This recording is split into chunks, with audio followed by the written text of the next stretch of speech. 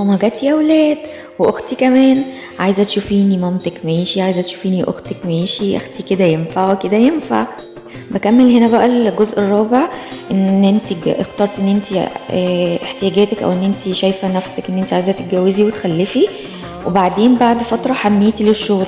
طب امتى اسيب ابني؟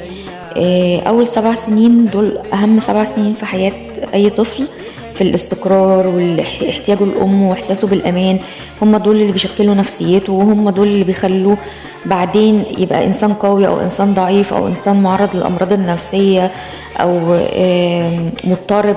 فاهم فتره 7 سنين. وطبعا بيختلف من طفل للتاني. انا بشوف احتياجات طفلي، وانا اكتر واحده اقدر اقيم ابني، وبما اني قاعده بقى طول النهار معاه وما بشتغلش، فانا عارفه هل ينفع مثلا اسيبه يعني مثلا فرض ان هو خلاص وصل اولى ابتدائي، في عيال جامده تلاقيها كده داخله المدرسه مش هاممها وبتتاقلم بسرعه وعايشين حياتهم وما تبقيش خايفه عليه وهو موجود، يبقى ده خلاص مثلا راح اولى حضانه او تانية حضانه في المدرسه، ما بيعياش كتير، مناعته كويس وقادر يتاقلم وحابب المدرسه.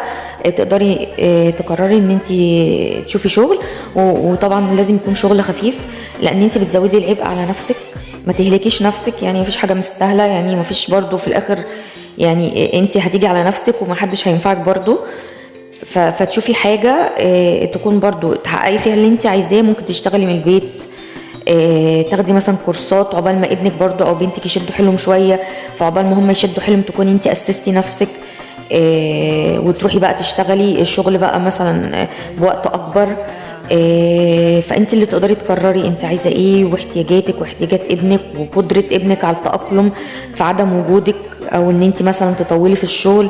فانت اللي في ايديكي تقرري، انت اللي في ايديكي على حسب احتياجات ابنك. وما تنسيش، وبرجع افكرك عشان انت اخترتي في الاول تكوني ام، ودي مش لعبه، ودي امانه ومسؤوليه، وانت في ايديكي روح، يعني في ايديكي روح. يا رب دي حاجه جامده جدا، بتشكلي نفسيتها وبتشكلي امانها النفسي، وفي ايدك ان انت يعني انت بتعملي كل اللي عليكي. انا مش هقول ان احنا ضامنين النتائج 100%، بس احنا بنعمل اللي علينا عشان ما نرجعش نندم، لان وقت ما يجي الندم خلاص ما فيش حاجه هتتغير.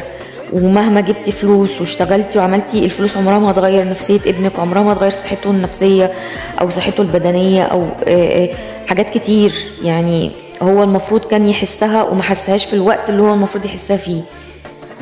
ففي حاجات كتيره الفلوس ما بتعوضهاش، وفي حاجات كتيره الندم مش هيعوضها.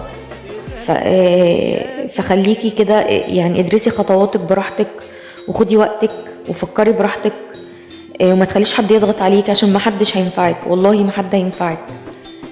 وهم لما يلاقوكي، لان الناس اصلا كلها موكوسه تقريبا، فيعني يعني ناس موكوسه هتنصحك بايه اصلا؟ يعني نصيحتهم هتفيدك ازاي وهم اصلا مش عارفين ينصحوا نفسهم، مش عارفين يمشوا صح؟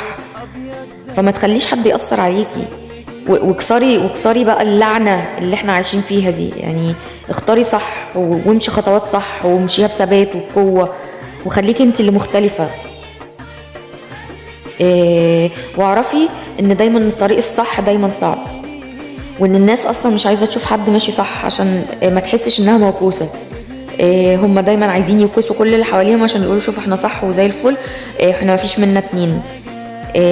فمش معنى ان هم بيقولوا لك مش عارفه ازاي وبتاع وانتي لا، ان هم الصح وانتي الغلط، لا مفيش الكلام ده. هم عشان موكوسين عايزين يشوفوا الناس كلها موكوسه. فامشي ورا الحدس بتاعك واحتياجاتك، واختاري صح وانتي الصح.